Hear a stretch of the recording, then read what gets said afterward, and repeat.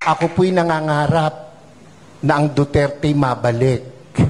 Pansinin nyo, noong panahon niya na nakaupo, mga politiko'y takot na gumawa ng mali. Pati pulis, pati sundalo, takot. Aba, biglang, anong nangyari? Ngayon ang mga kurakot mga nakaupo. Bakit ang isang obispo ay sumusuporta sa ganito? Aba, hindi masamang mangarap ng pag-unlad ng pagkakaisa sa bansa natin. So, ito po yung babasagin natin mamaya, no? Yung kanya mga sinasabi niyan, ay bibigyan po natin ng reaction yan. Papahuli po natin ito, no? Kasi ang dami niya pong talagang kapalpakan or mga sinabi na hindi matanggap ng mga Pilipino. Kasi akala mo yung pulis hindi daw gumagawa ng masama sa panahon ni Digong. Yung pulis ngayon pumapatay noon, di ba? So isa po yan sa bibigyan natin ng reaction mamaya, mga pre. Ngayon, unahin po natin itong issue muna po ni Isko Moreno. Okay, tayo po ay sa katotohanan lamang, meron tayong bibigyan ng reaksyon, mga pre, no? Pero syempre, bago tayo mag-proceed sa issue ni Isko Moreno, papahuli po natin ito. Meron po tayong dito, meron po tayong Facebook page. Ito po, yan.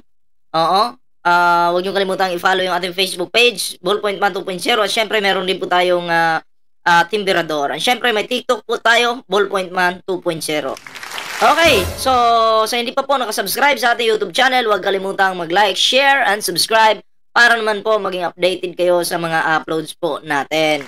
Okay, so eto, pahuli po natin itong banatan mamaya. Okay? Ubispo ka pa naman. Pero may ubispo bang ganyan, nakapula? Ang alam ko, kasuotan ng mga incheck yung ganyan pa-correct nga po ako sa comment section kung may ganyan po bang ubispo. Okay? So ngayon, focus po muna tayo dito sa kay Isko Moreno. Okay? Ang Harrison Plaza is the modern mall in the Philippines. Ito yung pangalawang mall na naitayo after ng Ali Mall sa Cubao.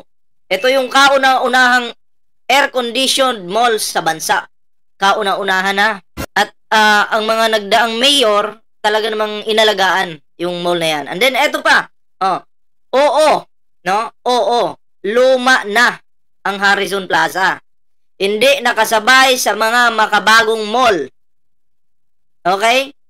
Pero since lupang pag-aari nito ay patrimonial property ng Maynila, uminahan na po ng Maynila, no? Bakit hindi na lang ito tinayuan ng mga vertical housing na katulad ng ipinangako ni Isko Moreno noong nangangampanya siya?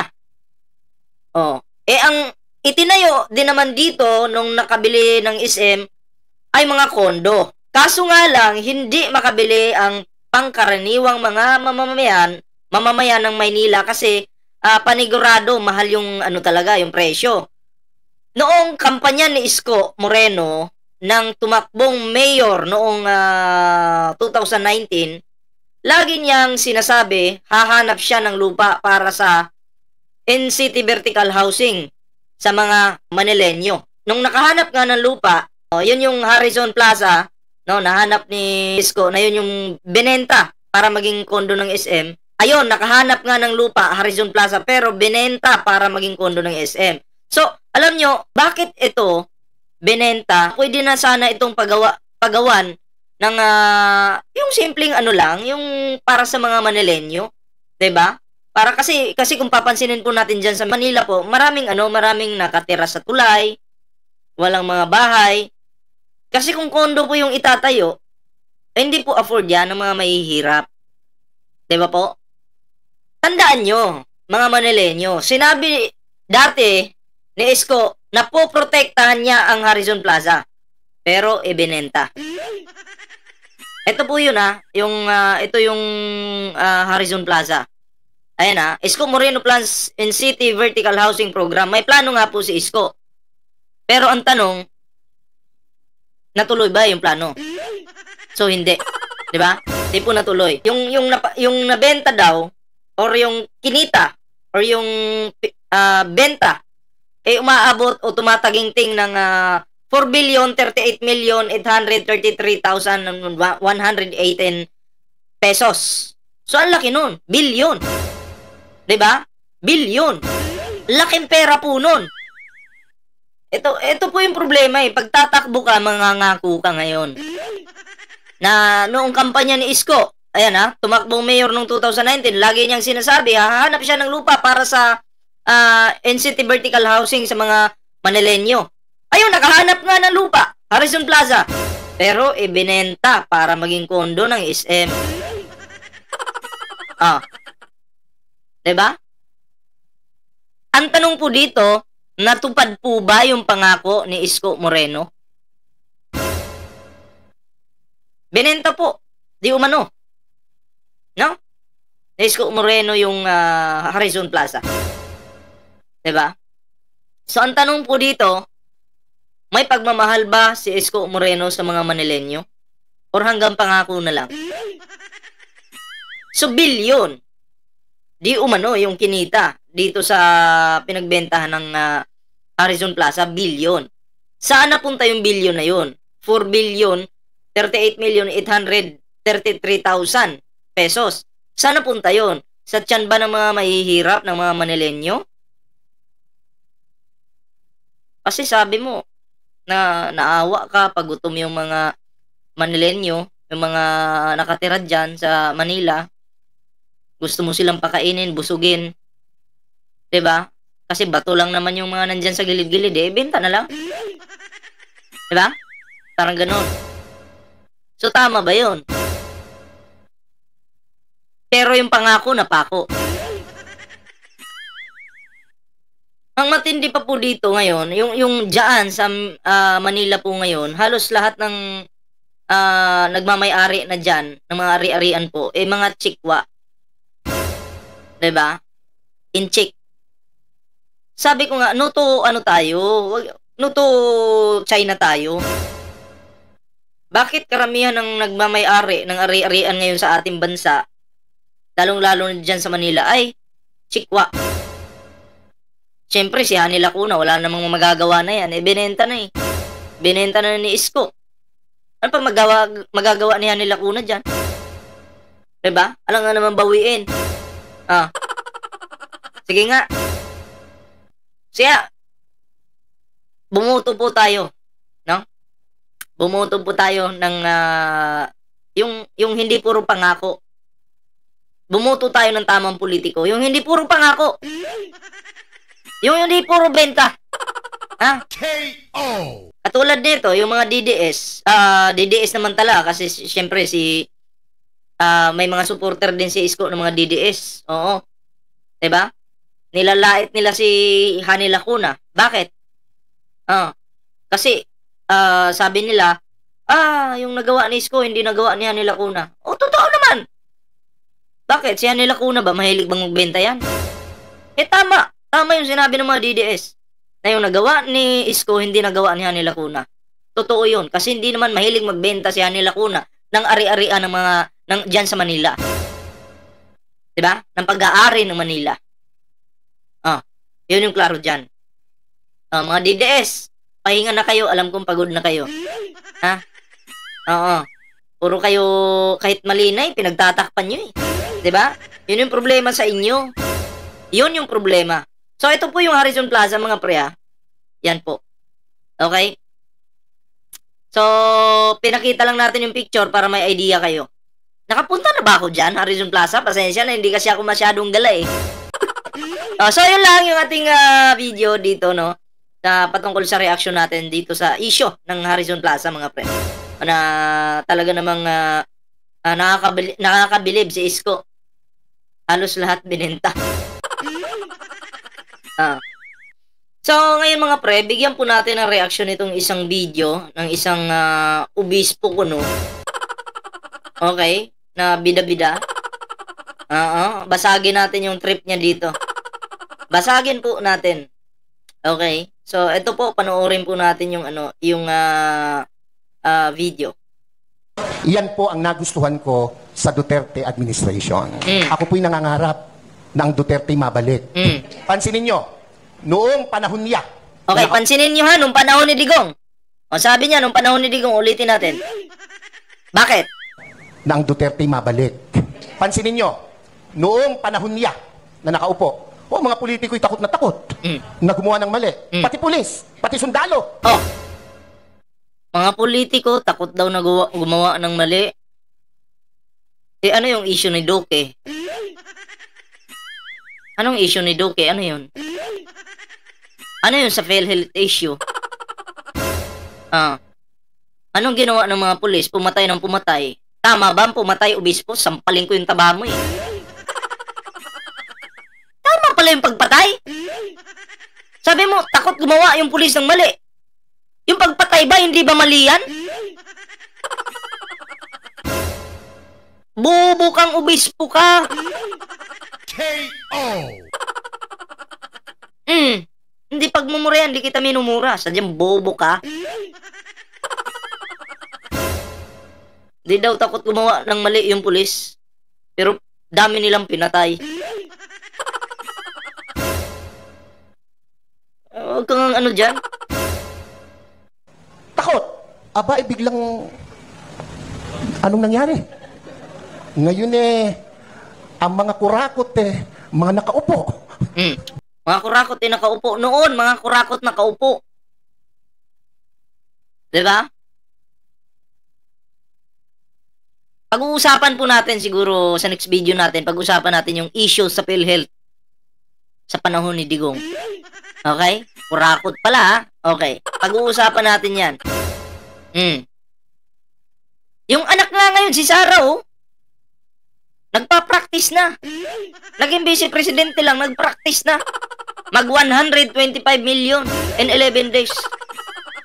Nag-practice na. Kasi nangangarap maging presidente ng Pilipinas. Para pag siya yung nakaupo doon, kontrolado niya, gagayahin niya yung tatay niya. Diba? Bakit ang isang obispo ay sumusuporta sa ganito? Bakit? Kasi ganun. At halatang chikwa ka naman. Pagmasdan yung hugis ng muka. Hindi ko nilalait yung mukha mo ha. Ang sinasabi ko lang dito, pagmasdan nyo yung muka. Pilipino ba ito o chikwa? Pagmasdan nyo. Bakit nagsasalita ka? Kasi China kayo. K.O. Diba? Ang gulo lang kayo dito sa aming bansa eh. Kala mo naman may nasabing matino itong taong ito. Aba, hindi masamang mangarap ng O hindi po masamang mangarap na masakop yung bansang Pilipinas ha. Pangarap yan ng mga mananakop. Hindi. Aba, hindi masamang mangarap na sakupin namin yung bansa nyo. May mga ganun na pag-iisip eh. May kilala akong mga ganun eh. Diba? Ikaw may kilala ka rin? Meron? Baka meron siguro. Lad ng pagkakaisa sa bansa natin. Pagkakaisa ng mga inchik sa bansa natin. Sila magkakaisa sa bansa natin. Tayo gagawing alipin. Kaya pansinin mo, ang mga ari-arian ngayon, dyan sa Manila nung panahon ni Isko ay pinagbibenta sa mga inchik. K.O. Nagmamayari at kumukontrol na mga inchik. Alam niyo po, sa edad kong ito, Sa edad mong yan, okay. marami na po akong kasing edad dito, mga 30 anyos. Huwag mo tapaglaga. Sa paglalakbay ko po, Hong Kong lang. Ang mga Pilipino, pag nasa Hong Kong, kang babae. Hindi nagtata. Ang alam ko sa obispo, ganito yan. Hindi sila one-sided. Kung sino yung ilalagay ng Diyos na mamumuno sa bansa, susuporta ang isang obispo. Hindi ko kontra. Kasi ang nagtalaga niyan, naglagay, diba? Panginoon. Pero bakit itong obispo na to kumukontra? Gusto niyang ibalik yung mamamatay tao. Obispo ba? Paki-correct nga po ako. Obispo ba talaga to? May ganyan bang kasuotan para sa mga obispo? O galing China pa to? Galing yata China to eh. Pansinin nyo. Diba? KO! Tapo ng balat ng kepi, nilalagay sa bulsa. Come try our RO game. No, no, no. How about no pay to win, free trade? Pag naka-red, tigil. Kahit walang lumalakad na sasakyan, walang tumatawid. Ilalayo pa natin sa Subic ang Pilipino pag nasa Subic, ang babait. Law-abiding citizen. Ang tanong, bakit? Alam nila kasi, hindi sila paglalaruan, hindi sila bibiruin ng gobyerno sa Hong Kong. Naran po ba kayo? Ang totoo niyan, yung katabi mo, matino yan. Pakisabi mo sa katabi mo, matino yan. Hindi na natin patagalin to kasi walang katinuan tong mga pinagsasabi nitong obispo na to. Wala sa ayos eh. 'Di ba? Basta yung ano niya dito, gusto niya daw mabalik yung mamamatay tao. Obispo daw siya. Tatanungin ko yung mga miyembro nitong simbahan nila. Hindi ko nga alam kung obispo ba talaga to eh. Or baka China. No? Obispo sa China. Okay, pero tanong ko sa inyo, agree po ba kayo sa mga pinagsasabi nitong taong ito? 'Di ba? Agree po ba kayo? No. Oh. Ako po, hindi po eh. Tatarantaduhan po yung mga pinagsasabi nito eh. 'Di ba? Kaya alam nyo, huwag kayong magpapabulag po no sa mga matatamis na salita nitong mga ganitong klaseng tao. 'Di ba? Huwag po. Kasi itong mga to hindi natin alam, baka pera-pera lang din. Kaya nagsasalita. Okay? Ipaglaban po natin yung sa atin. At yung mga mananakop, pagsasampalin natin yung utak. Ha? Ano pong ballpoint man? Ano ibig mo sabihin pagsasampalin yung utak? Sampalin natin ang katotohanan. Na hindi kayo pwede dito sa aming bansa. Diba? Tapos sasabihin, ang panahon ni Digong tapos na. Nagka-letse-letse yung ating bansa dahil kay Digong. Tapos na. Tama ka na, Digong. Tama na. 'Di ba? Si Sara Duterte, gusto mong maging presidente ng Pilipinas? Di subukan nyo. Kung magugustuhan pa kayo ng mga tao. 'Di ba? Wala na. Sawa na yung mga tao. At hindi kaya ng babae na pamunuan ang isang bansa. Tandaan nyo yan. 'Di ba? Lalaki at lalaki pa rin yung mamumuno sa bansa. Diba? Kasi pag babae po yung namuno sa ating bansa, tingnan mo yung nangyari sa Gloria. Si Gloria na makapalang ulo. Makapalang liig. KO! Sa panahon niya, anong nangyari sa ating bansa? Maganda ba ang nangyari? Or nagkaletse-letse tayo? KO! Yun yung tanong. Okay? So, ayun lang po yung ating video ngayon at sana po ay inyong i-share ang ating video ngayon at salamat po sa mga bago nating subscriber dyan. Bago po tayo magtapos, meron po tayong Facebook page po dito, Ballpoint Man 2.0, and syempre mga pre, may TikTok din po tayo, meron pang isang Facebook page, Team Birador. Yan mag-subscribe na kayo sa ating YouTube channel, share this video, mag-like, and ring the notification bell para maging updated po kayo sa lahat ng ating mga uploads. Okay, so yun lang po muna yung ating video, pansamantala. Babay po muna tayo pansamantala at kita-kits po tayo sa susunod nating video.